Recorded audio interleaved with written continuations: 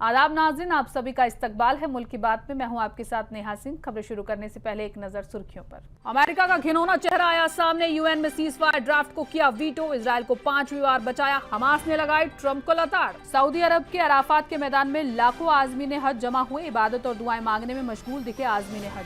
France में कुरान पाक की बेहुरमती का मामला आया सामने। पुलिस ने कुरान जलाने वाले को किया गिरफ्तार। सुप्रीम कोर्ट से लगा वक्फ को बड़ा झटका। शाहदरा में बने गुरुद्वारे पर दावा खारिज। बटला हाउस वालों को सता रहा बेघर होने का खतरा। ईद उल अजहा की खुशी मायूसी में बदली। नीतीश राणे ने बकरीद को लेकर एक बार फिर दिया मुतनाज़ा बयान। मौलाना साजिद रशीदी ने भी नीतीश राणे पर किया पलटवार। रजा खान का हुआ बास्केटबॉल टीम में सिलेक्शन। रजा खान भारत के लिए जीतेंगे गोल्ड मेडल। आलमी योम माहौलियत पर पीएम ने लगाया सिंदूर का पौधा। पीएम मोदी ने बताए पेड़ पौधे लगाने के फायदे। अमेरिका में दाखिले पर 12 ममालिक पर पाबंदी। ट्रंप ने लगाई पाबंदी। अफगानिस्तान भी शामिल। शुभांशु के साथ 3 और एस्ट्रोनॉट जाएंगे स्पेस। प्राइवेट स्पेस मिशन है एक्सियोम 4। दिल्ली तशद्दुद केस में आया फिर नया मोड़। पुलिस दोबारा पेश करेगी 17,000 पेज की चार्जशीट। सिसोदिया सत्येंद्र जैन की फिर बड़ी मुश्किलें। करप्शन मामले में एसीबी ने भेजा नोटिस। जस्टिस यशवंत वर्मा की बड़ी मुश्किलें। मरकजी सरकार कर रही मुआखजे की तैयारी। आरसीबी की जीत का जश्न मातम में हुआ तब्दील। स्टेडियम के बाहर भगदड़, 11 हलाक, कई जख्मी। नाजरीन, हमें ऐसा खदशा है कि सच्ची खबरें दिखाने में हमें जल्द ही चुनौतियों का सामना करना पड़ सकता है और हमारे यूट्यूब चैनल तहजीब टीवी को टर्मिनेट भी किया जा सकता है। इसीलिए आपसे गुजारिश है कि हमारे नए चैनल जिसका नाम है तहजीब टीवी ऑफिशियल, आप उसे अभी सब्सक्राइब कर लें, ताकि अगर हमारा ओरिजिनल चैनल तहजीब टीवी किसी भी वक्त टर्मिनेट हो जाए तो आप आसानी से हमारे बैकअप चैनल से जुड़ सकें। हमारे नए चैनल तहजीब टीवी ऑफिशियल का लिंक डिस्क्रिप्शन में दिया गया है। शुक्रिया। दुनिया के सामने अमेरिका के घिनौने और जालिमाना चेहरे का एक बार फिर से पर्दाफाश हो गया है। दरअसल गजा में फौरी, बिना शर्त और परमानेंट सीजफायर लागू करने के यूनाइटेड नेशन सिक्योरिटी काउंसिल के ड्राफ्ट पर अमेरिका ने वीटो लगा दिया। अक्टूबर 2023 से लेकर अमेरिका ने यूएन में इजरायल को बचाते हुए अब तक 5वीं बार वीटो का इस्तेमाल किया है, जिससे यह साबित होता है कि दुनिया के सामने ट्रंप भले ही नेतन्याहू से नाराजगी जाहिर करे, लेकिन अंदर खाने इजरायल अमेरिका चोर चोर मुसेरे भाई हैं। अमेरिका के वीटो पर मिडिल ईस्ट समेत पूरी दुनिया में जबरदस्त गुस्सा फैल गया है। फिलिस्तीनी ग्रुप हमास ने अमेरिका को लताड़ लगाते हुए कहा कि यह फैसला वॉर क्रिमिनल नेतन्याहू के लिए हरी झंडी है।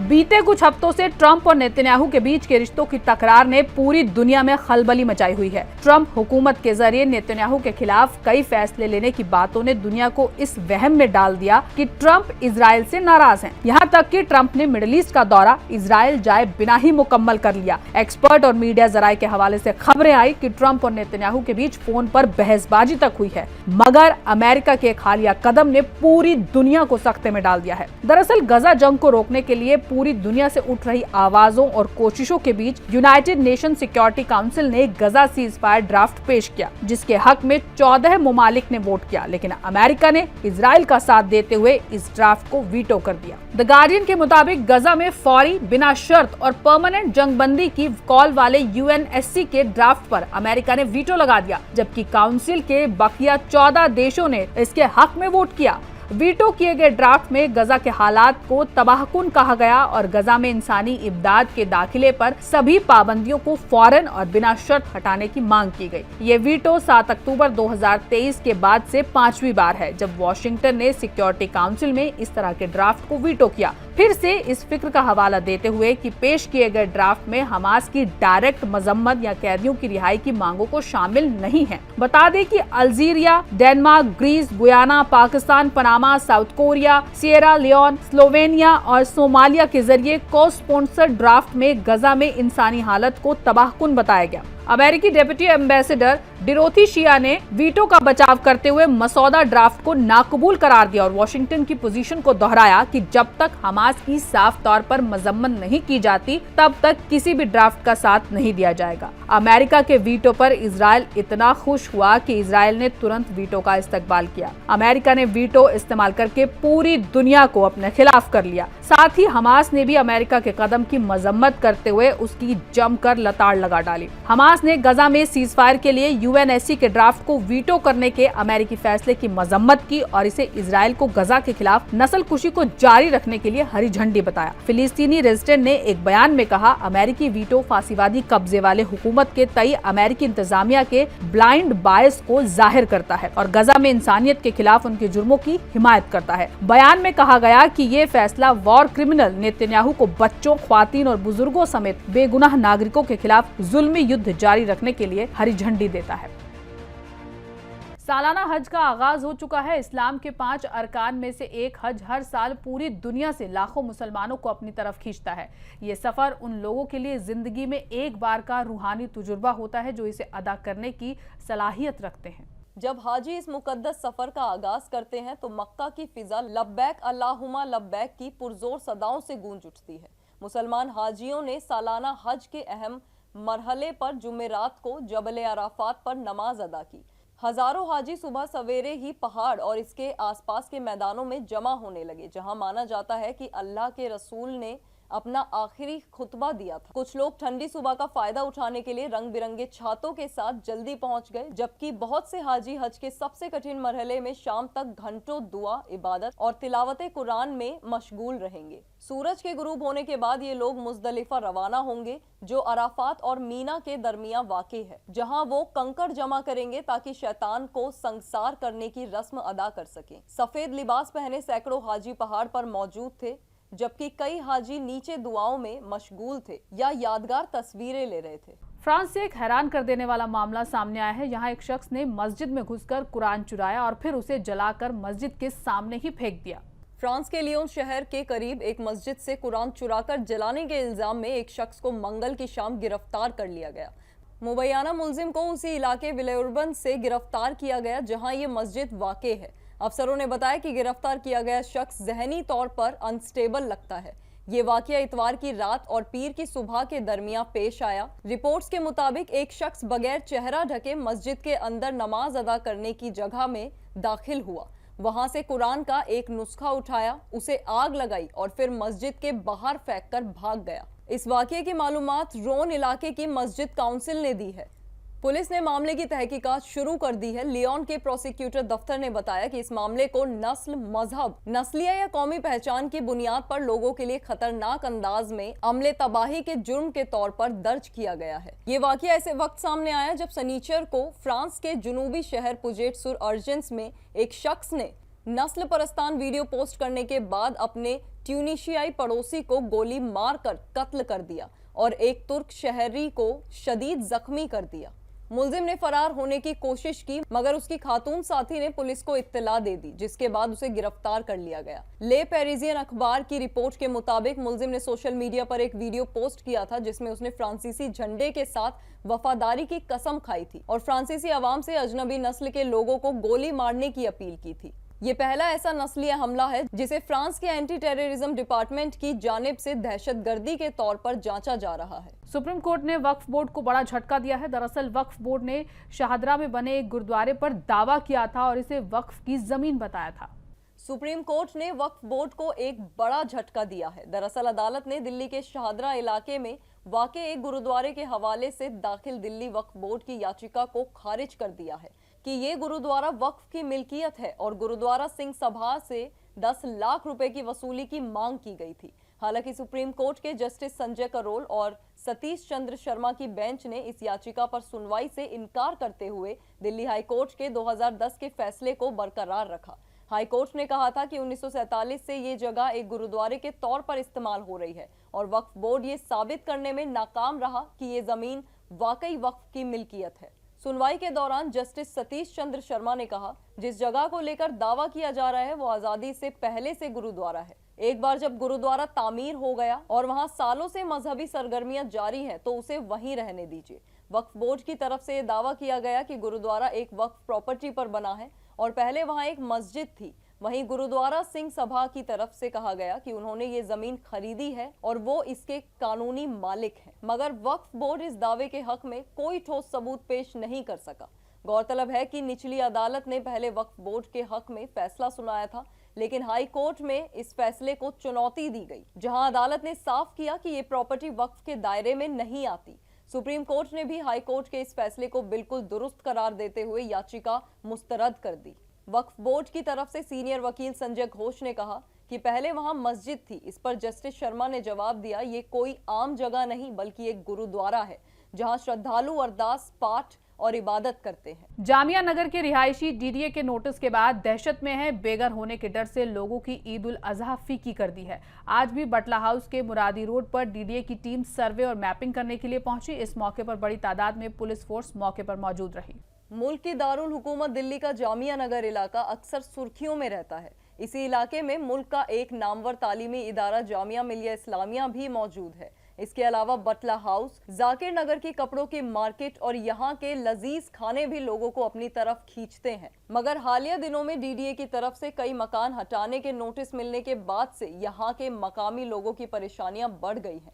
जामिया नगर की मुरादी रोड पर 7 मई को सुप्रीम कोर्ट के हुक्म के बाद डीडीए ने 26 मई को एक नोटिस चस्पा किया, जिसमें इलाके के लोगों को 15 दिन के अंदर दुकान और मकान खाली करने का हुक्म दिया गया। डीडीए की दी गई 15 दिन की मोहलत 11 जून को खत्म हो रही है। बता दें कि डीडीए के अफसरान बटला हाउस की मुरादी रोड पर पहुंचे। डीडीए वालों को अचानक देखकर बटला हाउस में अफरा तफरी मच गई।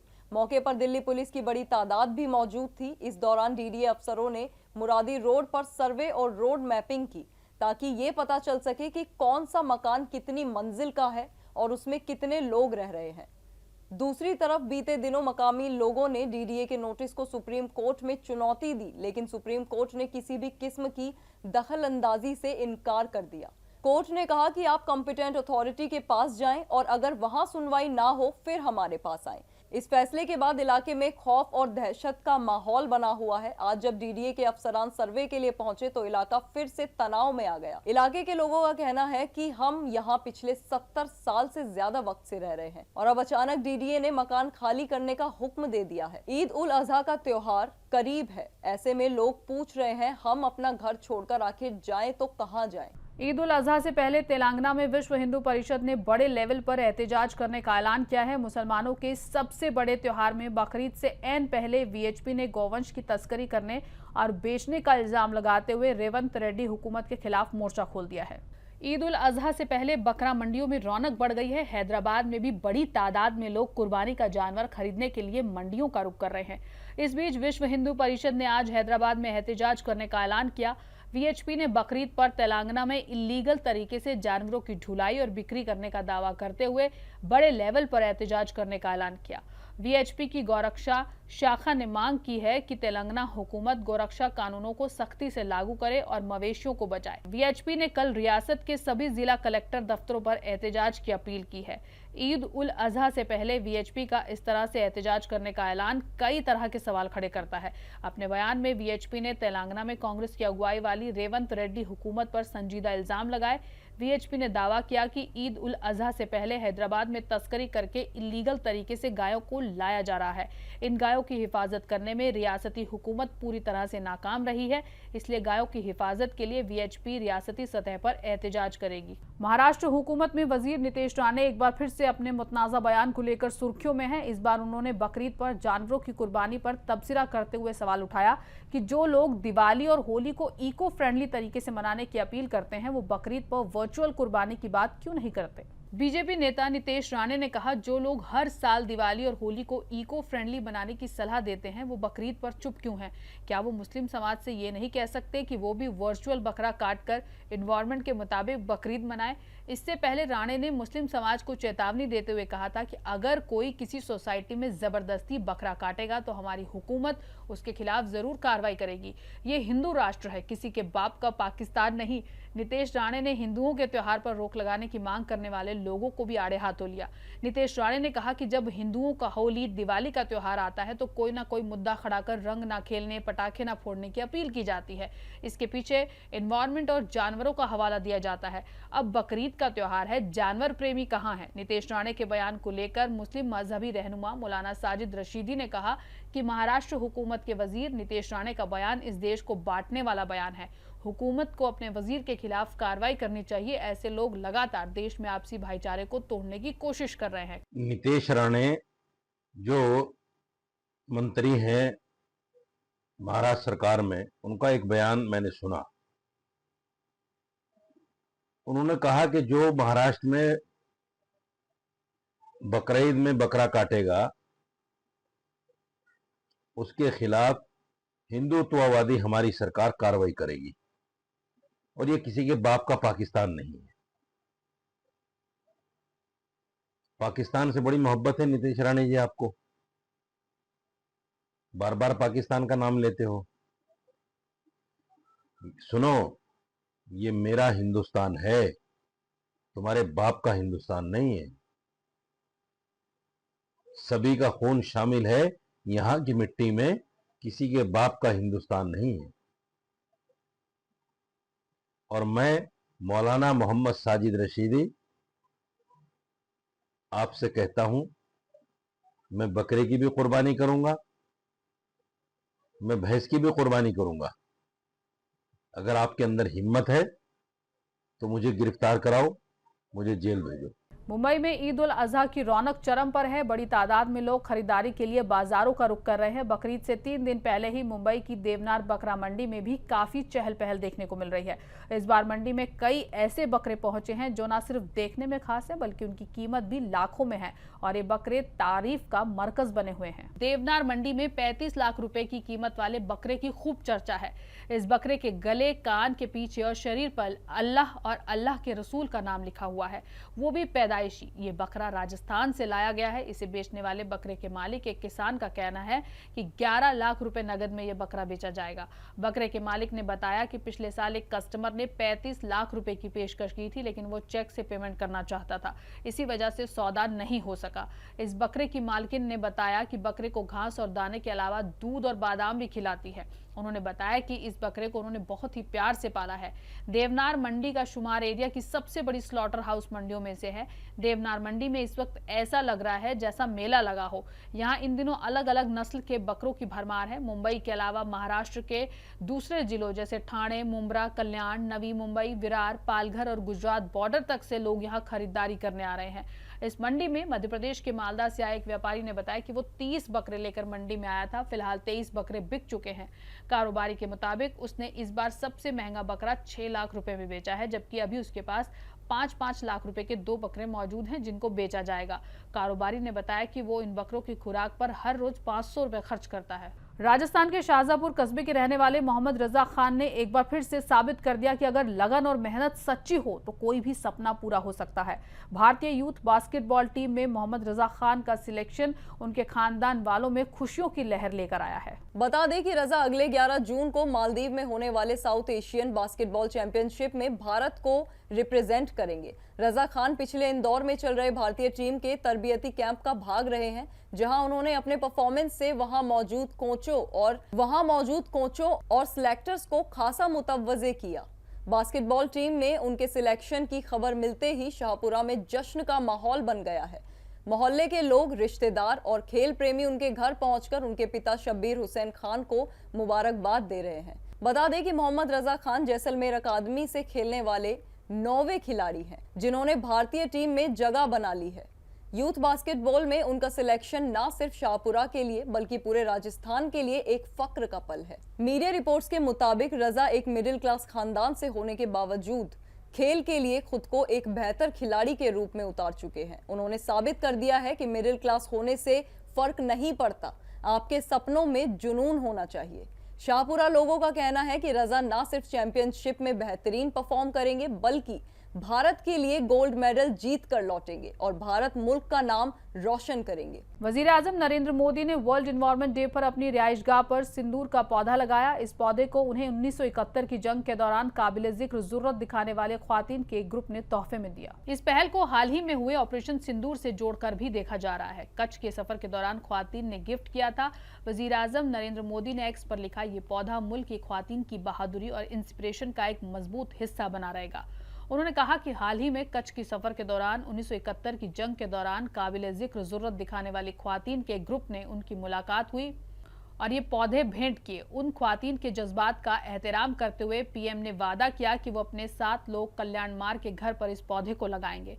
वर्ल्ड इन्वायरमेंट डे पर सिंदूर के पौधे का चयन इसलिए जरूरी है क्योंकि भारत ने 22 अप्रैल को पहलगाम में हुए दहशतगर्दी हमले के बाद पाकिस्तान में मौजूद दहशतगर्दी ठिकानों को निस्तेनाबूद करने के लिए अपनी फौजी कार्रवाई का नाम ऑपरेशन सिंदूर दिया था। एक्स पर पोस्ट किए गए एक वीडियो मैसेज में वजीर आजम नरेंद्र मोदी ने कहा कि इन्वायरमेंट की सेफ्टी के लिए हर इंसान को मेहनत करनी होगी और खुदगर्जी से ऊपर उठना होगा।